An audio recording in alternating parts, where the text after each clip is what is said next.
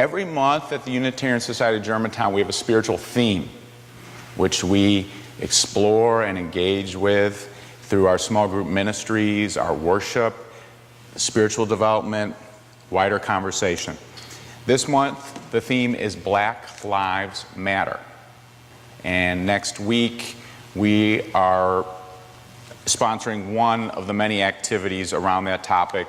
The worship service will be around Black Lives Matter, run by our Ending Racism team, and then we'll be going with many people from the wider community to a peaceful demonstration that we're hosting at 1:30 downtown. So everyone's invited.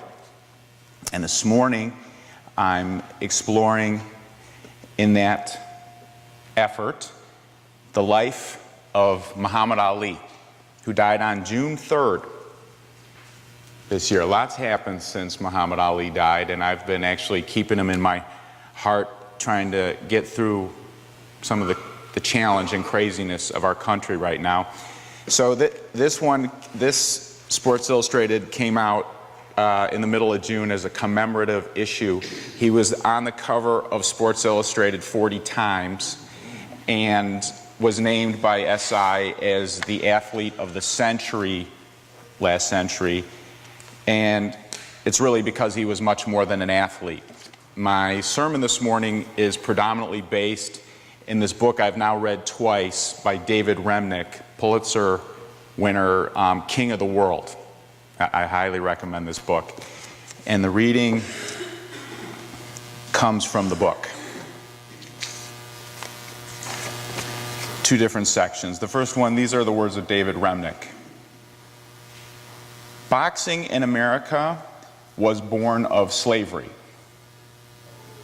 Like the Roman emperors who gathered at the Colosseum to watch their warring chattel, Southern plantation owners amused themselves by putting together their strongest slaves and letting them fight it out for sport and gambling. The slaves wore iron collars and often fought nearly to the point of death. Frederick Douglass objected to boxing and wrestling, not merely because of the cruelty involved, but also because it muffled the spirit of insurrection.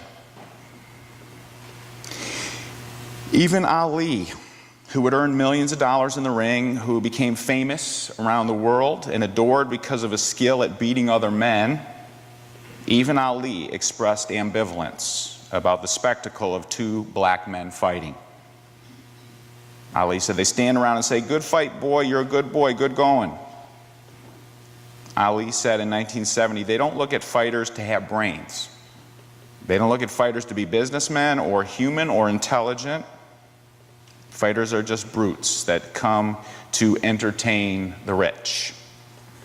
Beat up each other and break each other's noses and bleed and show off like two little monkeys for the crowd, killing each other for the crowd.